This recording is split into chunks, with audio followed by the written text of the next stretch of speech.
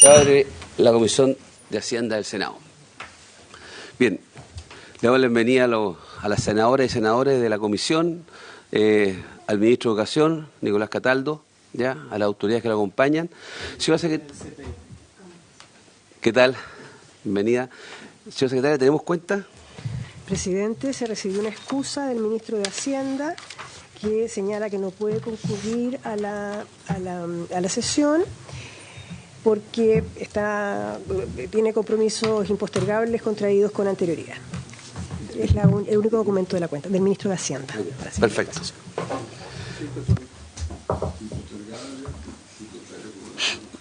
Sí.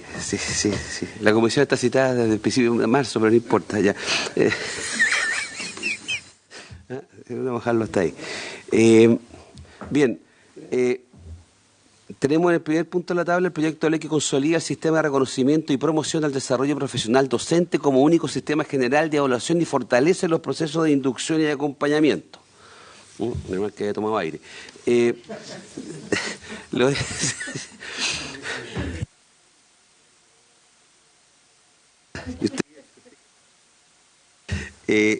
Bueno, la bienvenida al Ministro de Educación, don Nicolás Cataldo, a la directora del CPIP, la señora Lilia Concha, perdón.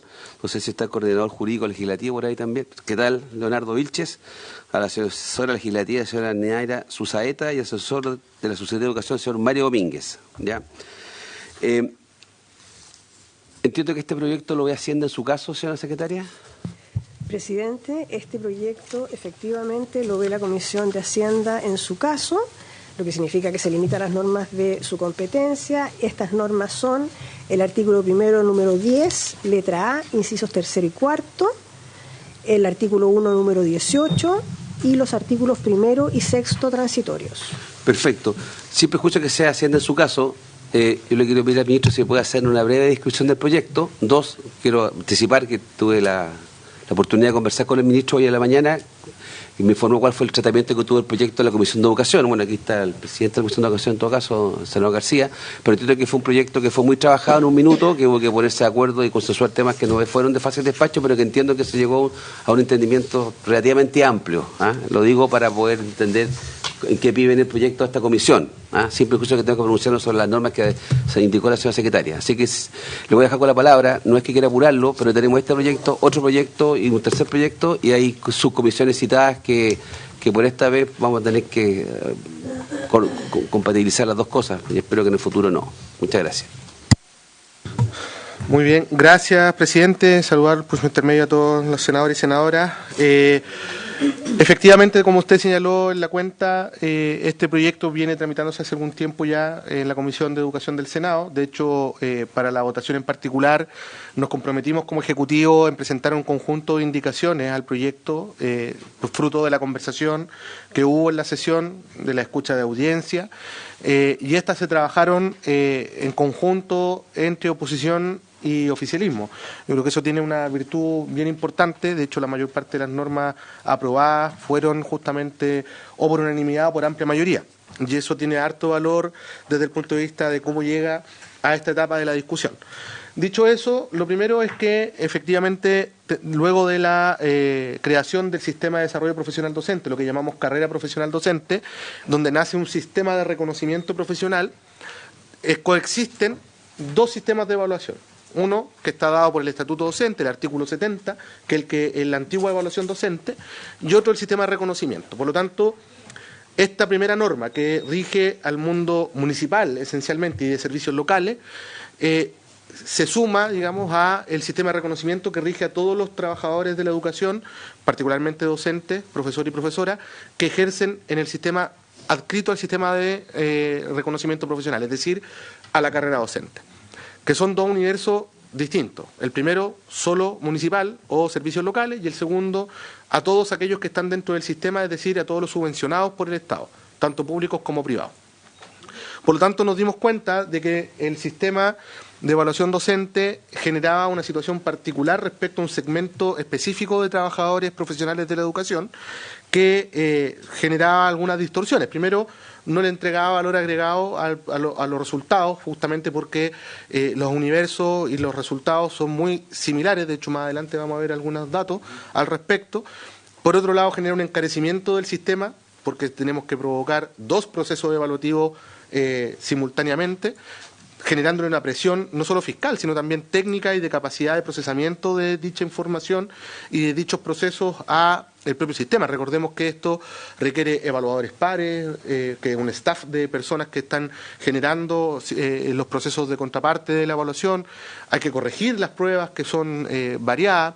Hay que provocar las grabaciones de las clases, en fin, todos los instrumentos que son parte de la evaluación docente. Y por lo tanto, nosotros vimos que tanto el encarecimiento del sistema como la complejización del funcionamiento logístico, pero también a partir de un principio que es muy importante, que tiene que ver con el agobio a un segmento específico de profesionales de la educación, nos llevaron a la conclusión de que era muy pertinente racionalizar, en definitiva, los sistemas de evaluación. Es por ello que llegamos a esto de un solo sistema. En ese plano, entonces, el proyecto que modifica esta condición viene de un primer trámite en el que ya se aprobó por parte de los diputados y diputadas y se propone algunos objetivos. Lo primero es simplificar y descomprimir los mecanismos de evaluación y reconocimiento, estableciendo solo un sistema, que es el objetivo principal, mucho más eficiente, mucho más transparente. Ya para ello planteamos primero un mecanismo para mejorar la formación continua de los profesores, sobre todo los que están en los tramos avanzados experto 1 y experto 2, que es la parte superior de la progresión esperada según la ley de carrera docente. Por otro lado, establecemos el deber de los instrumentos de evaluación de ajustarse a los niveles y modalidades en que se desempeñan los profesores y profesoras. Esto también fue bien discutido en la Comisión de Educación, porque justamente siendo pruebas estandarizadas, también tienen que ser pruebas que sean capaces de contextualizarse a la realidad en la que los profesores y profesoras ejercen su labor, ¿no? Sobre todo a la pregunta, ¿qué es exactamente inducción? La inducción es el proceso en el que el profesor inicial, el profesor que está recién entrando al sistema, vive un proceso de inmersión a la realidad escolar, acompañada por un profesor con mayor trayectoria y experiencia, para que logremos consolidar el ingreso al sistema, al desarrollo profesional, en definitiva. Ya la carrera docente se propone un inicio que está dado por esta inducción, un desarrollo en el que el profesor, a través de la formación continua, llega a los tramos superiores de desempeño, que es lo que esperamos como sistema, y, por cierto, la consolidación en estos tramos superiores para que se conviertan también en profesores referentes de sus pares, ¿no? Eso es la inducción. Entonces, en tercer lugar, se crea un mecanismo de progresión para los que están estancados en los tramos de acceso sin evaluarse. Esta es una situación particular que se da con los profesores particulares subvencionados, dado que ellos, en la ley actual, no están obligados a evaluarse y a progresar en el sistema. Entonces, muchos de ellos llevan varios años en el tramo de acceso, que era el tramo que se creó justamente para encasillar a los profesores, dado que ellos no tenían evaluación docente. En consecuencia, lo que queremos hacer es mover el sistema, sobre todo porque el sector particular subvencionado cubre una parte importante del sistema educativo chileno escolar, y por lo tanto, con esto, los profesores no solamente tienen que obligarse a evaluarse, sino que también van a tener la obligación de progresar en la carrera y salir del tramo de acceso para continuar su desarrollo. Se crea un panel de formación docente a cargo de los establecimientos educacionales, con mucho también apoyo por parte del Centro de Perfeccionamiento, el CPIP, y por último, también se establece la transparencia y la oportunidad en los procesos de evaluación y rendición de los instrumentos de la evaluación docente. Por otro lado, tenemos el segundo objetivo, que tiene que ver con la mejora y retención de docentes principiantes en todos los establecimientos educacionales, entre otros a través de los procesos de inducción que preguntaba recién el senador Insulza, simplificando los procedimientos administrativos asociados a aquello. Acá hay un punto central que yo quiero destacar, más allá del detalle de los contenidos que están allí en esta parte del proyecto, y es que la inducción para comprensión se establece para todos los profesores como un derecho. Sin embargo, dada la cantidad de horas de contrato, solo es posible ejecutarla si se tiene 38 horas de contrato o menos, dado que si tienen más, quedaría, por tanto, sin tiempo para poder desarrollar las actividades de inducción. Para que garanticemos el derecho, hemos introducido unas modificaciones a la ley, que fue muy discutido también y acordado en la Comisión de Educación, en la que se permiten dos cosas. La primera, que efectivamente sea un derecho universal, garantizando que todos los profesores, incluyendo aquellos que están entre las 39 horas de contrato y las 44 horas de contrato, puedan desarrollar sus actividades de inducción dentro de sus horas de trabajo no lectivo. ¿Ya? Es una cosa muy importante porque de esa manera también nosotros esperamos ampliar la cantidad de profesores que son parte del proceso de inducción. Hasta ahora ha sido bastante exigua la cantidad de profesores y profesoras que han ingresado a la inducción dada esta restricción. Y algo que en realidad como parte del proceso de formación docente en servicio es muy deseable y con buenos resultados. Por otra parte, tenemos el fortalecimiento de la red de trabajo colaborativo y el acompañamiento entre profesores por medio de la red de maestros, que es una red que existe hace mucho tiempo, que es una red donde además llegan los docentes que han logrado trayectorias destacadas a través no solamente de sus evaluaciones, sino también y sobre todo a través de sus trayectorias formativas y que se convierten en referentes de sus pares, ¿no? Entonces, acá también introducimos una serie de modificaciones para poder fortalecer la colaboración en red y eventualmente con esto dedicarle más tiempo al trabajo colaborativo, definiendo mejoras en la definición de los planes de participación activa, entre otras modificaciones. Además, se plantea unas modificaciones que son más particulares, ¿no? Y que tienen que ver con la priorización de las personas que van a ser suprimidas sus horas en el sistema, que es parte del proceso regular de la confección de los PADEM o de los planes anuales en el caso de los servicios locales. Y en este caso lo que se está haciendo es priorizar a aquellos profesores que están mal evaluados por sobre la edad de jubilar, ¿ya? De manera tal que podamos retener profesores que, teniendo trayectorias destacadas, en realidad, por tener una edad más avanzada, hoy día se tienen que ir. Son la primera prioridad en la hora de reestructurar las dotaciones. Y queremos priorizar entonces que sean efectivamente los profesores que tienen peores evaluaciones. Al mismo tiempo, buscamos conservar la titularidad docente en el caso de los profesores Perdón, para entender, ¿eso significa que se posterga la edad de jubilación? No, eso significa que cuando se reestructuran las dotaciones, hoy día se pondera primero la edad, que no necesariamente es tener la edad de jubilar, es estar más próximo a la edad de jubilar, ¿ya? Lo que estamos haciendo es que lo que priorizamos en primer lugar son los resultados de la evaluación y por lo tanto el nivel de desarrollo profesional que los profesores tienen, ¿ya? Entonces, dejando a los profesores que tienen peores evaluaciones en primer lugar por sobre la edad. No se posterga la edad de jubilar porque es un derecho, además hay leyes que regulan aquello, sí. Y las leyes de incentivo al retiro además operan por mera voluntad de los profesores. Yo soy de la Comisión de Hacienda nomás, no soy de Educación. Está bien.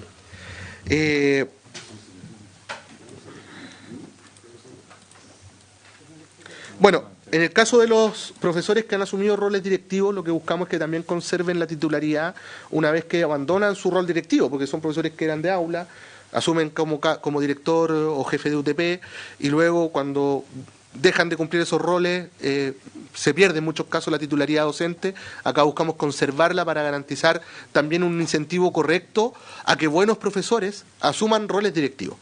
Porque claro, si no tienen garantizada la estabilidad laboral una vez que dejan de ser directores, muchos buenos profesores que pueden ejercer ese rol de manera adecuada no postulan a ser directores o directora, producto de que el riesgo luego de perder su empleo es importante.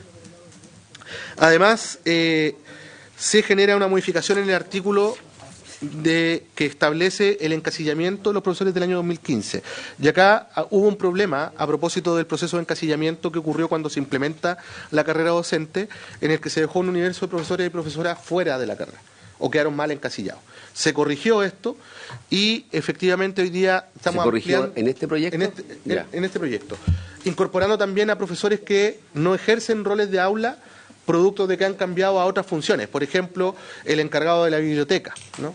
Que es un ejemplo claro de profesores que, cumpliendo labores en aula en algún minuto, hoy cumplen otros roles destinados por la propia escuela para que efectivamente se generen esos roles por parte de los profesores. Entonces, aquellos estaban mal encasillados y lo que se está haciendo acá es poder encasillarlo en función de los resultados de sus instrumentos de evaluación previo y de la situación actual en la que ellos ejercen su rol. ¿Eran muchos casos? Para tener una idea, sí. ¿Cuánto es el número? No sé cuántos son los profesores. ¿Ah? Cerca de 8.000 profesores, profesoras, y es donde está el mayor gasto fiscal que irroga el proyecto. Ya. Porque ahí sube obviamente, al corregir el tramo, suben los sueldos. ¿ya? Y eso lo vamos a explicar después. Entonces, los beneficios asociados al proyecto con este fin de la... Sí.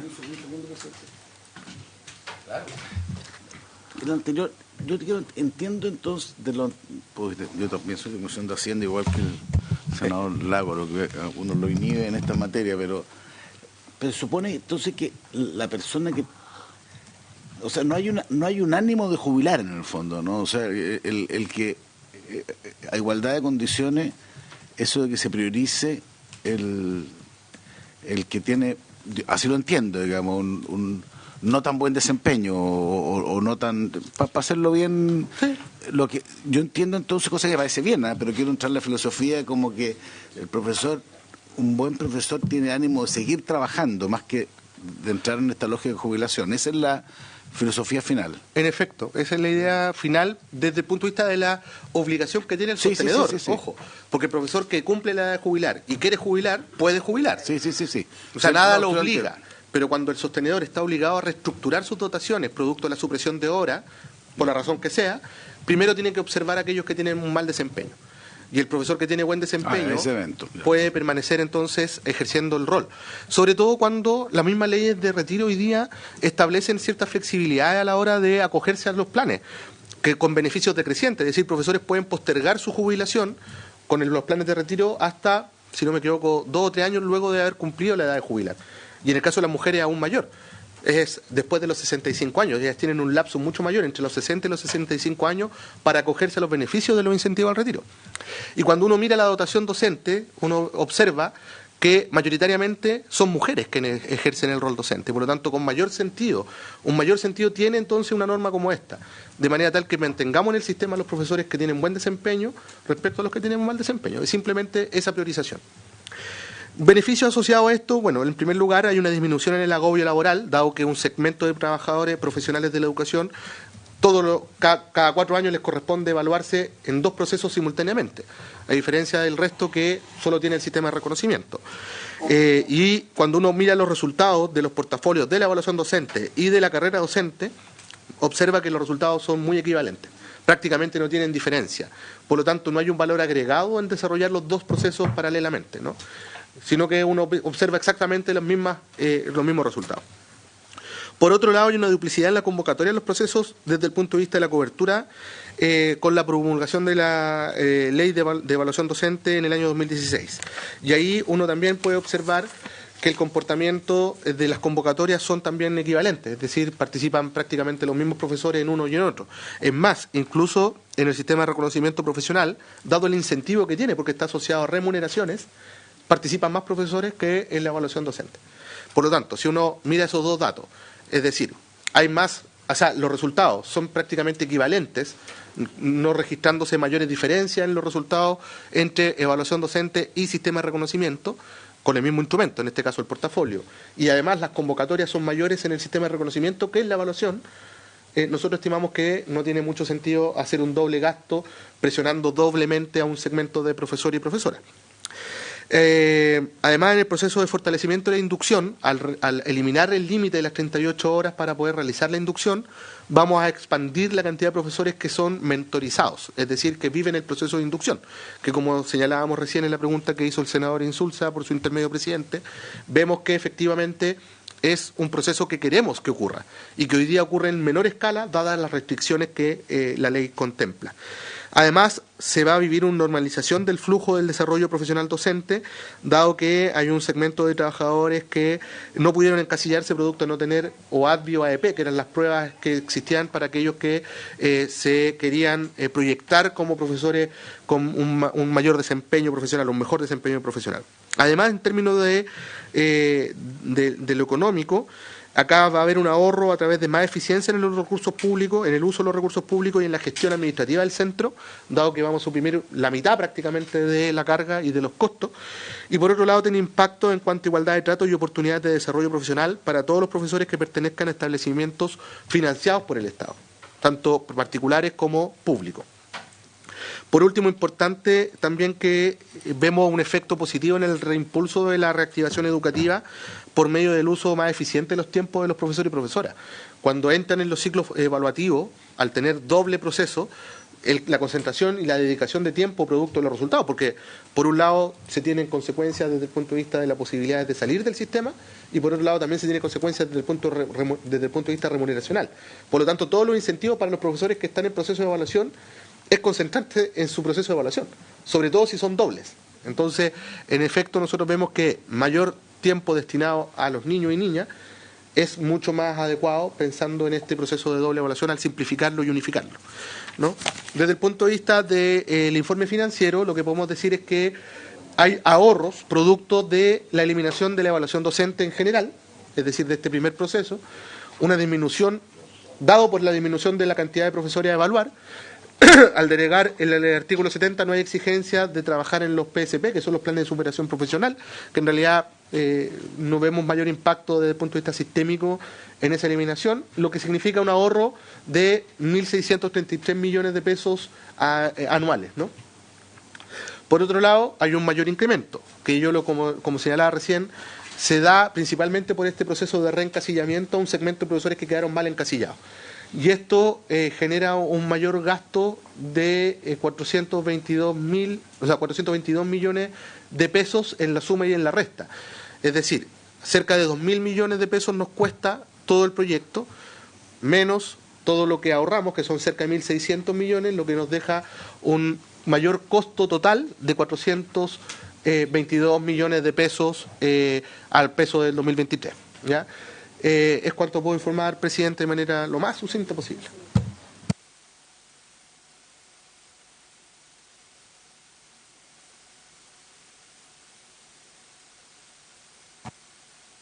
Bien, gracias, ministro, por la explicación sobre el proyecto. ¿Algún senadora tiene algún comentario que realizar? Si no, procedemos a votar en particular las normas que nos corresponde a esta comisión. ¿Ya? Señor secretario, tomemos la votación. Presidente, las normas de competencia de la Comisión de Hacienda son el artículo 1, número 10, letra A, incisos tercero y cuarto propuestos. Está en las páginas 23 a 25 del comparado. Se refiere a los profesionales de la educación en tramos avanzados, experto 1 y experto 2, que no dan cumplimiento al inciso anterior, que se refiere a la participación en programas, cursos y acciones de acompañamiento, y que por eso no podrán percibir el componente fijo de la asignación del tramo.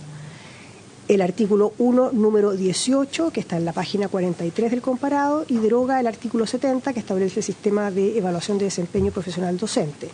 El artículo primero transitorio, que está en la página 77, se refiere a los docentes que en el proceso de evaluación docente del año 2015 obtuvieron competente o destacado y no rindieron pruebas de conocimientos específicos que daban acceso a asignaciones de las leyes 19.715 y 19.933, quienes podrán acceder a un tramo de desarrollo profesional docente considerando resultados del 2015, más el instrumento de evaluación de conocimientos específicos y pedagógicos rendido en el marco de la carrera docente. Y finalmente el artículo sexto transitorio, que está en la página 85 y que se refiere a la imputación del mayor gasto fiscal. Bien, gracias. Estos son todos los artículos. Esos son las cuatro normas. Los votamos de manera conjunta, si le parece. Ya. Entonces el señor presidente somete a votación en particular los artículos recién mencionados. Senadora Pascual. A favor. Senador Coloma. A favor, porque además hago fe en el senador García, que es la doble calidad de miembro de Hacienda y Educación, es como un gurú en esta materia. Senador Insulza. A favor, gracias. Senador García. Presidente. A favor, dejando constancia de que el proyecto lo que hace en el informe financiero es identificar los ahorros que se genera por el cambio y al mismo tiempo el costo total que tendría y nos provee este neto de 420 y tantos millones de pesos. ¿Ya? Se vota a favor. Quedan entonces aprobados en particular los artículos de competencia de la Comisión de Hacienda y despachado el proyecto, presidente. Muy bien. Despachado el proyecto. Muchas gracias, ministro. Tiempo récord, además. Que pase el siguiente. Tenemos que esperar 10 años. No, que estos son...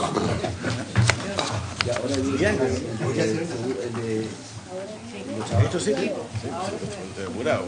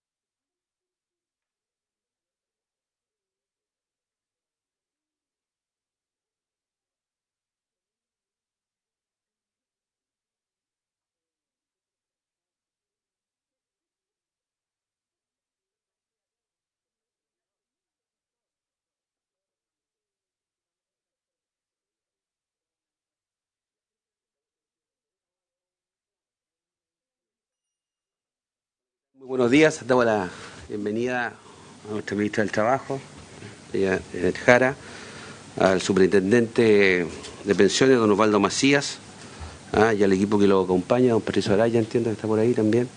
Sí, ya. Ministra, este proyecto lo ve Hacienda en su caso. La secretaria entiende que hay una sola disposición que nos compete desde ese punto de vista, ¿ya? Entonces, sin perjuicio de aquello, se nos puede hacer un resumen apretado. No es que yo esté muy apurado, lo que pasa es que vamos a perder quórum porque están funcionando en paralelo sus comisiones mixtas de presupuesto, que creo que no se va a volver a repetir, espero, pero entonces hay que conocer un poquito el contenido del proyecto y proceder a votar si es pertinente. Una pregunta, presidente. Micrófono, por fin. La norma que considera la secretaria es la del eventual financiamiento del Fondo de Cesantía Solidario. Somos todos oídos, como diría Rospero. Si es muy breve, me avisa. Bueno, este proyecto...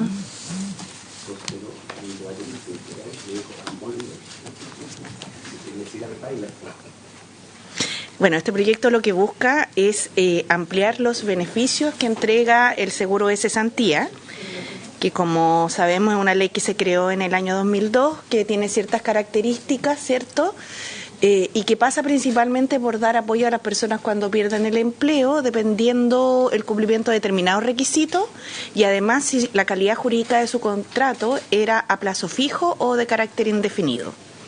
En particular, en esta ocasión, el espíritu de los beneficios que promueve el proyecto de ley es aquel que busca mejorar los beneficios de los trabajadores por contrato a plazo fijo, que siempre estuvieron más en desmedro, digamos, respecto a lo indefinido, desde que surgió el seguro por un tema de sostenibilidad que en el tiempo se ha ido, muchas gracias, corrigiendo e equiparando.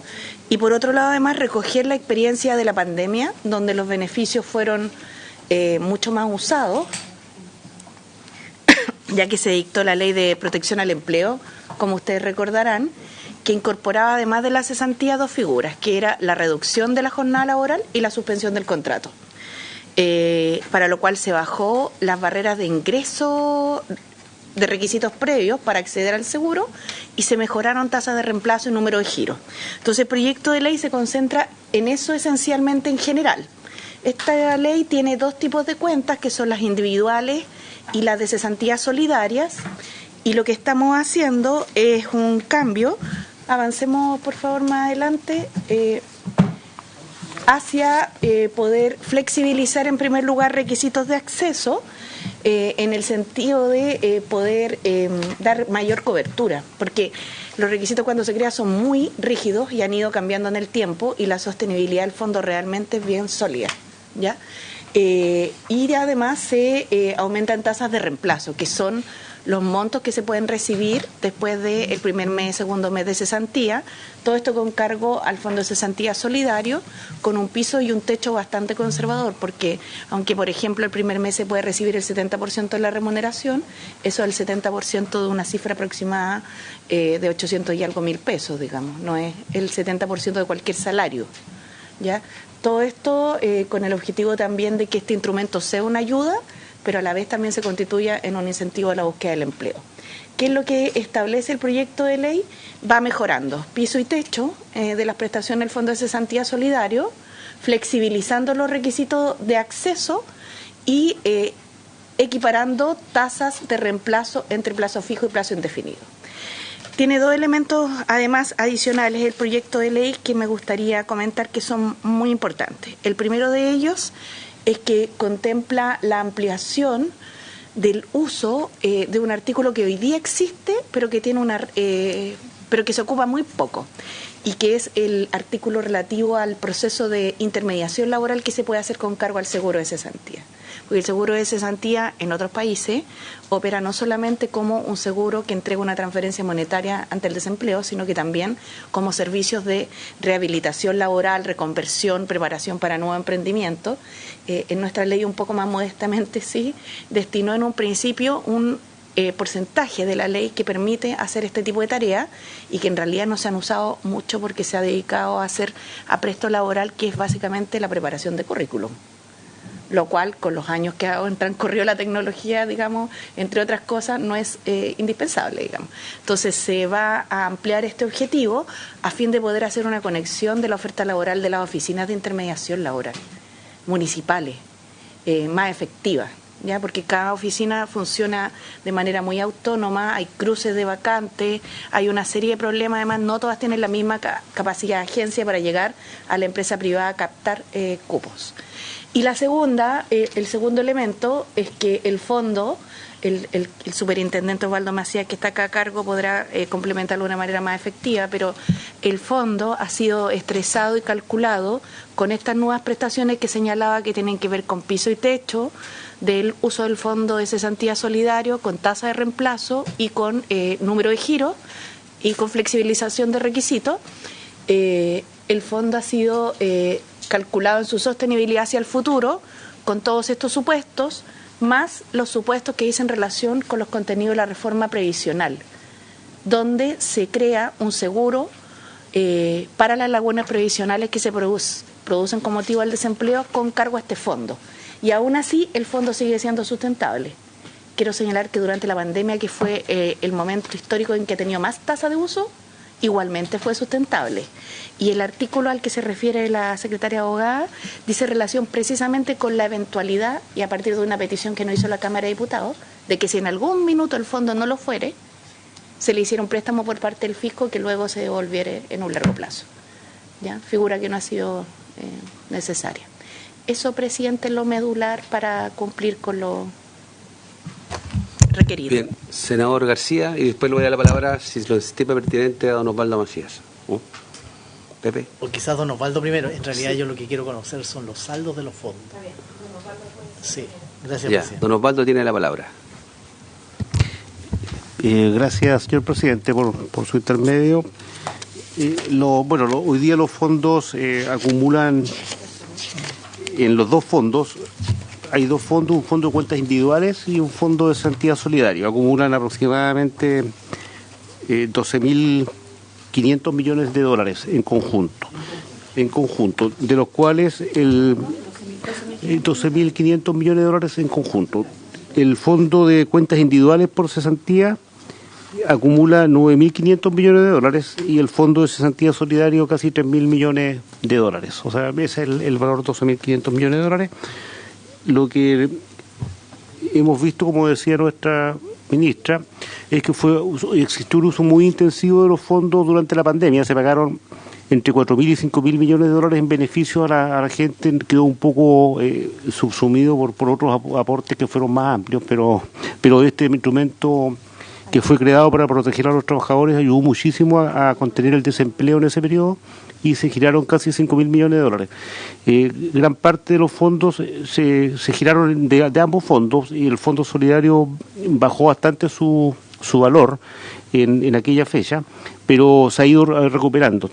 Ambos fondos han seguido creciendo y en lo que, tal como decía nuestra ministra, hemos aprendido mucho de la pandemia. Y en uno de los aprendizajes que hay es que existen momentos en que el Fondo Solidario podría bajar de montos tales que las personas vean interrumpido el acceso a los beneficios, lo que habría sido letal en aquella época. Afortunadamente no ocurrió y además este Congreso legisló con mucha celeridad para todos los beneficios y siempre, digamos, con un informe de sustentabilidad al lado, de tal manera que se hizo en forma responsable. De todas maneras, aquí lo que se está haciendo con el artículo del préstamo es simplemente prever que en algún momento el fondo podría tener un momento de iliquidez. Y ese momento de iliquidez, la idea es que sea suplido por el fisco. Es iliquidez, pero no insolvencia. Porque puede bajar de valor el fondo, pero después crece. Entonces, si esa es la situación, y hay un momento de liquidez, pero no de insolvencia, sustentado por informes actuariales de la DIPRES y la Superintendencia en conjunto, el Ministerio de Hacienda podría otorgar un préstamo con devolución posterior en un plazo de 10 años para evitar interrumpir cualquier beneficio de los trabajadores. Ese es el fondo. Don Osvaldo, ¿el préstamo es a dónde? ¿Desde Hacienda a dónde? Al Fondo de Cesantía. Sí, tal cual que dice nuestra ministra. ¿Y el Fondo de Cesantía lo va a restituir cómo? ¿Sacándole a las cuentas individuales? O sea, quiero entender el proyecto para ver cómo es la devolución del préstamo.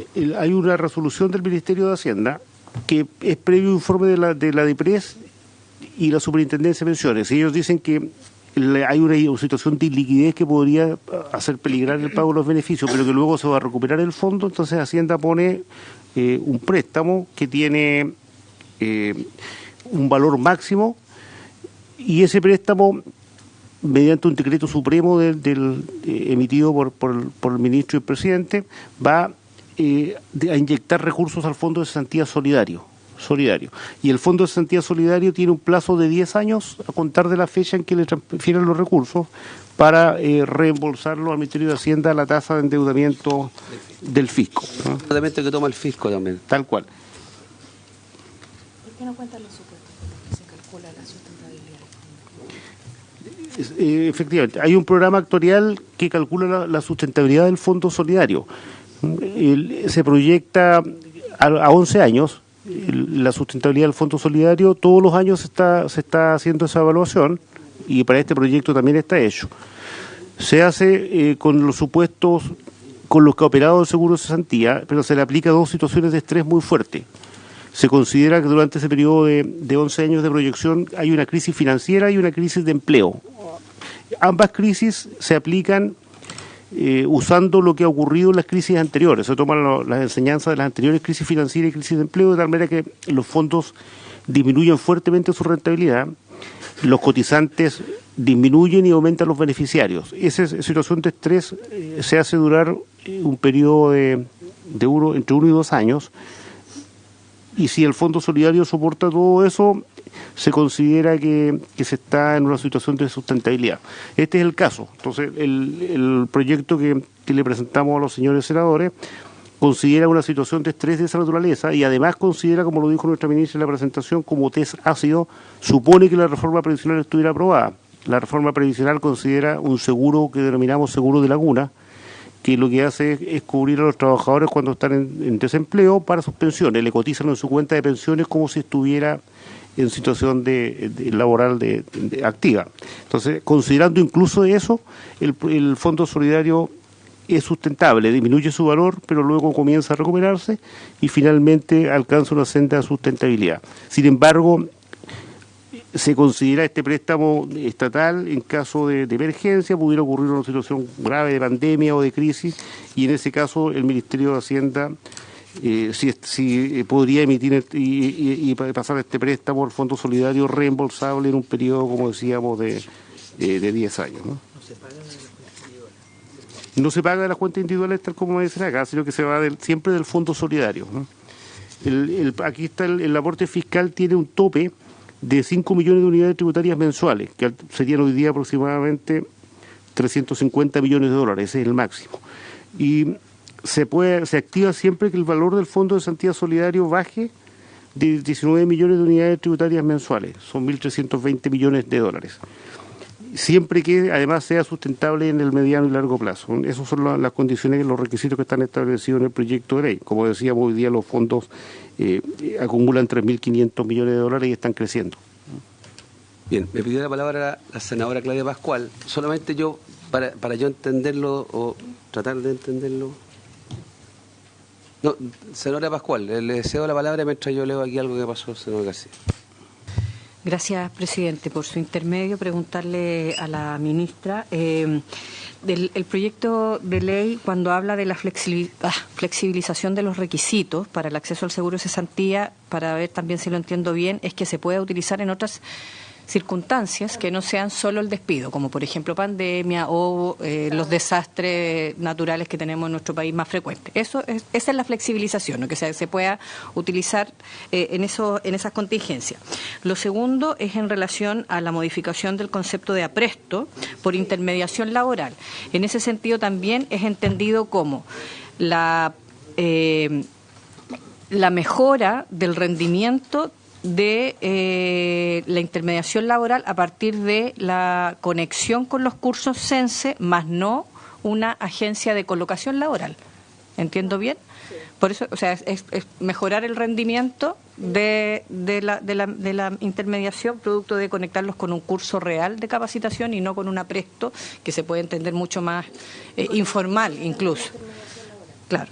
Y lo tercero preguntar es que no sé si en la explicación que estaban dando recién con respecto a los recursos fiscales que se pudieran ver involucrados en esto, dice que los fondos que pueden ser pedidos, digamos, como préstamo al fondo de cesantía deben ser reintegrados en un plazo no superior de 10 años. ¿Cómo se reintegran? O sea, ¿cuál sería la modalidad? Sí. Eso. Muchas gracias, senadora. Ya, aprovecho y me cuelgo de lo último que planteó la senadora Pascual, que era una inquietud. Porque entiendo que acá hay un decreto. Estamos ante una. La excepcionalidad es que puede haber este préstamo, ¿ya? Con ciertas condicionantes. Los estudios actuariales, tanto de IPRES como de la superintendencia, ya que esto va a poder ser reintegrado. Mi pregunta es bien práctica, ¿es en ese decreto que tiene que fijarse, por ejemplo, de qué modalidad, en qué monto se devuelve, o es otra autoridad que tiene que definirlo, es el administrador del fondo? Me explico, ¿no? Una cosa que lo tengo que devolver en 10 años, la pregunta es quién define la modalidad de pago, por así decir, de eso, ¿ya? Y ya un dato menor, solamente curiosidad, tal vez don Osvaldo sabe, dice que el fondo hoy día solidario es alrededor de 3.200 millones de dólares. Hay que estar y sigue sumando. ¿A cuánto alcanzó a estar ese fondo antes de la pandemia? Eso ya de curiosidad nomás. Ya. Bien. Ministra, don Osvaldo, le dejo la inquietud. Sí, bueno, lo primero que quisiera señalar es que la superintendencia tiene la responsabilidad legal de la sostenibilidad del fondo. O sea, si hay alguien aquí que es responsable de que el fondo sea sostenible, es el superintendente con la superintendencia. Lo digo porque los supuestos que se han hecho, me ha tocado en otras oportunidades debido a responsabilidades anteriores que cumplían en el gobierno de la presidenta, venir a tramitar proyectos de esta misma naturaleza, y los supuestos que se han hecho son absolutamente rigurosos. O sea, si uno pensara en la fórmula o el programa que tienen, digamos, estresa el fondo con crisis económica, con problemas de crecimiento, y ahora se le suman situaciones que ya han sido legisladas antes. ¿Recuerdan ustedes el aluvión de Copiapó? Ahí se hizo una modificación, transitoria al fondo de cesantía, o a la ley del seguro, más bien dicho, que permitió que pudiese funcionar muy oportunamente. Después se volvió a utilizar, no me acuerdo si en el terremoto de Iquique o en algún otro evento en nuestro país que ha acontecido. Lo que se hace, porque ahí ocurría algo y se cambiaba la ley, lo que se hace ahora es incorporar un gatillo precisamente que ante la declaración de zona de catástrofe, claro, porque en realidad si no siempre vamos atrás con la prestación. Sobre el reintegro propiamente tal, las condiciones se establecen en el decreto. La ley establece el plazo máximo, fija la responsabilidad en el decreto que lo emite Presidencia y Ministerio de Hacienda, con la concurrencia del Ministerio de Hacienda, pero la sostenibilidad del fondo, como señalada por ley, es responsabilidad de la superintendencia, y por eso sus informes actuariales son bastante conservadores. Tan conservadores que durante el aumento de todo el uso que hubo durante la pandemia, el fondo nunca estuvo en riesgo. Y eso que se usó muchísimo. Anterior a esto, el fondo tenía, el superintendente seguro nos va a dar la cifra, pero tenía una gran cantidad de recursos acumulados que incluso dio espacio para que se presentaran proyectos muy creativos, lo cual no sé cómo señalarlo menos directamente, pero no es bueno, porque este fondo es una prestación de la seguridad social que se ocupa para el desempleo.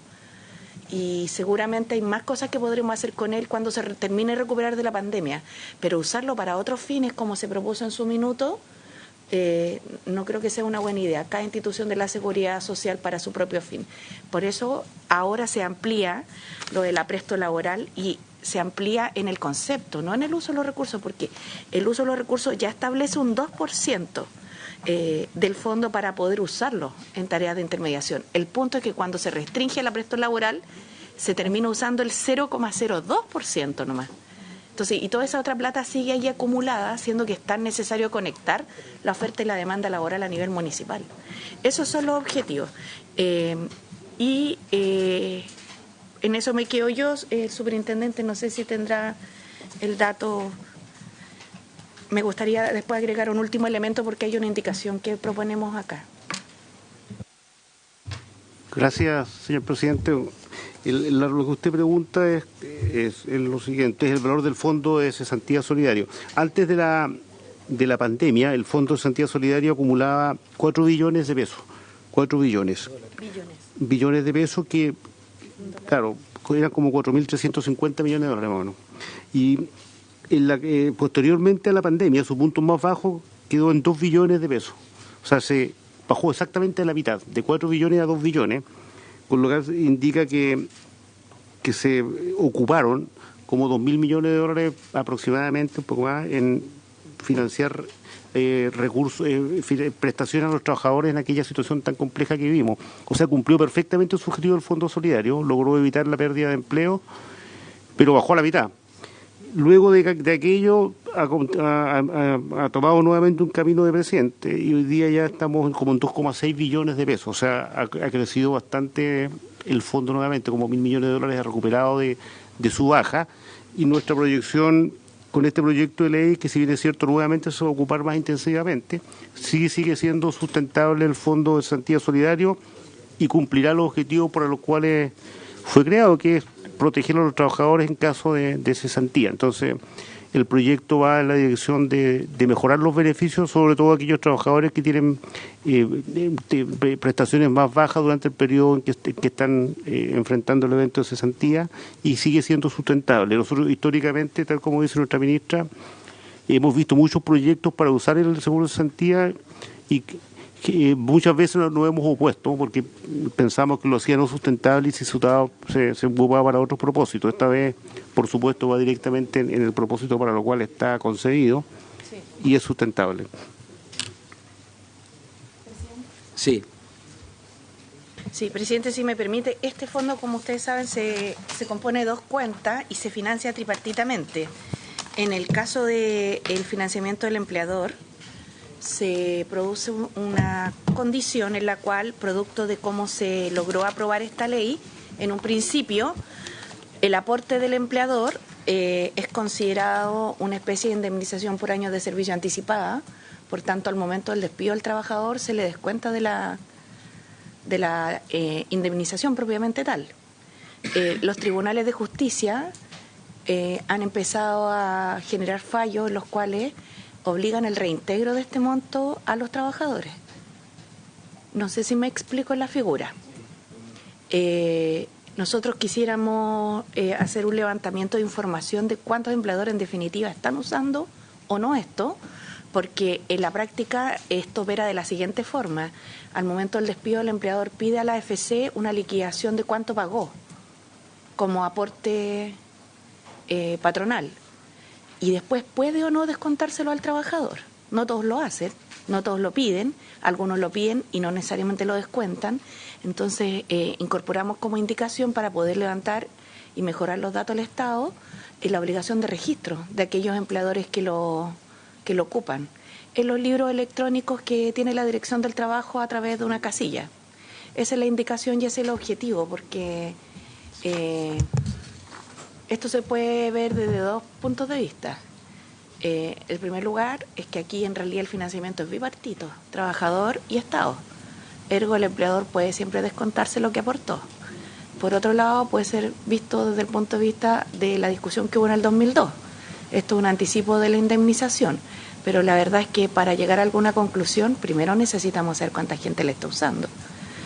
Creo que es importante avanzar al tripartismo en la cotización previsional, pero si no sabemos ni siquiera cuánta gente la está usando, es bien difícil llegar a conclusiones. Por eso viene la indicación. Ya, tengo un tema con la... Sí, senador... Sí, yo tendría que retirarme en este momento, se podría morir la votación. Es que parece que tengo que despejar el... Entiendo que tenga que retirarse, pero tengo que despejar el tema de la indicación. Ocurre lo siguiente: este proyecto se está discutiendo en general, en particular en la Comisión de Trabajo, ¿correcto? Ya, y viene Hacienda y es la Comisión Técnica. Acá Hacienda viene solamente en su caso y por un artículo que es de competencia de esta comisión. Entonces, entiendo, de conversar con la secretaria, no estoy pasando la responsabilidad, pero la hago mía también, es que no es una competencia, esta indicación no es una competencia de Hacienda, y lo que se puede hacer es que nosotros votemos la norma que propia de esta competencia, de esta comisión, y que la indicación se presente en la sala. ¿Ah? ¿Ah? Sí, se puede hacer. Micrófono. Perdón, presidente. Este proyecto se discutió en general y en particular en la Comisión de Trabajo. La Comisión de Trabajo está proponiendo que se discute igual en la sala, porque es un artículo único, con varios numerales, pero por eso se discutió en general y en particular. No por la urgencia, porque es un artículo único. Y por lo tanto, en la sala también podría presentarse esa indicación. Que yo la voy a votar favorablemente, o sea, no tengo problema de fondo con eso. Lo que pasa es que simplemente el tema del precedente de la comisión, para bien o hoy día podría ser fácil, pero mañana me pueden pedir algo que no es tan fácil y acogemos, presidente. Eso es simplemente la única prevención que tengo. Si le parece, senador García, y después procedemos a verlo de la votación. Breve, porque tenemos que irnos con el senador Insulza a la cuarta mixta de presupuesto.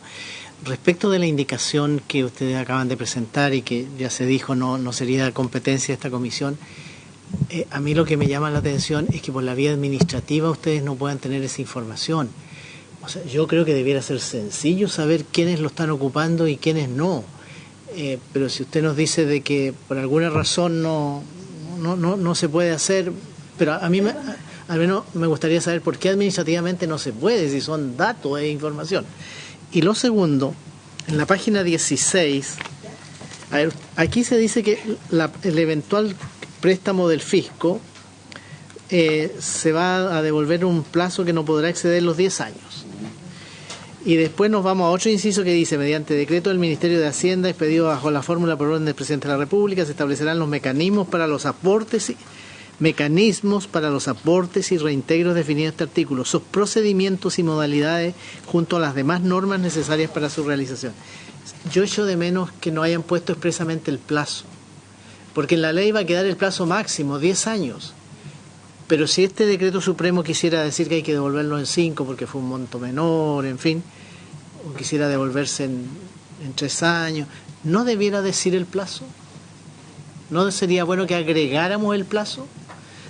Simplemente que el decreto del Ministerio de Hacienda expedido bajo la fórmula por orden del Presidente de la República, junto con establecer los mecanismos, aporte y reintegro, en sí, sus procedimientos y plazos y modalidades. Yo digo que debiera indicarse que en ese decreto debiera estar el plazo cuando el plazo es menor a 10 años. Yo le explico. La ley establece, ministra, la ley dice, en 10 años tiene que reintegrarse. Y va a haber un decreto que va a fijar los mecanismos para los aportes y reintegros definidos en este artículo, le hace los 10 años que están 2 incisos más arriba, sus procedimientos y modalidades junto a las demás normas necesarias para su realización. Lo que plantea el senador García y que a mí me entusiasma es que diga, que agregue y el plazo, porque tal vez en algunos casos podrá ser 10 años, por decirle algo, otro era 3 años.